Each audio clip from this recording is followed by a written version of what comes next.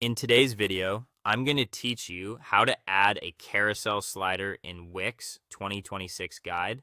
A carousel, sometimes called a slider, is a built-in Wix feature that lets you showcase multiple images in the same space, rotating through them automatically or on click.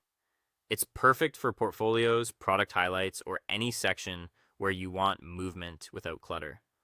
We'll set one up from scratch, customize the visuals, adjust how it behaves, and preview it before you share it with visitors.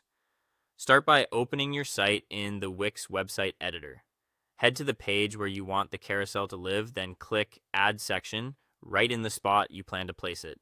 Creating a fresh section gives you a clean, dedicated area, so the slider sits neatly in your layout and is easier to position later. Next, add the actual slider element. On the left side of the editor, click Add Elements, the plus icon. Choose the gallery category, then open the slider subsection.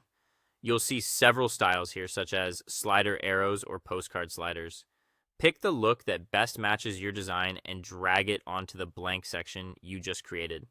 You can resize it by dragging the handles, or use the stretch option if you want the carousel to span the full width of the screen for a bold edge-to-edge appearance. With the element in place, it's time to swap in your own visuals. Click the slider and choose Change Images. First, remove the sample photos so you're starting clean. Then click Add Images to pull from your media library or upload new files. You can add multiple images at once to build a smooth rotation. For the best results, use images with similar dimensions and good compression so they look crisp and load quickly. Now fine-tune how the slider works. Click Settings on the slider to open its controls. Under Navigation, decide if you want arrows or a play button visible, or keep it minimal by hiding them.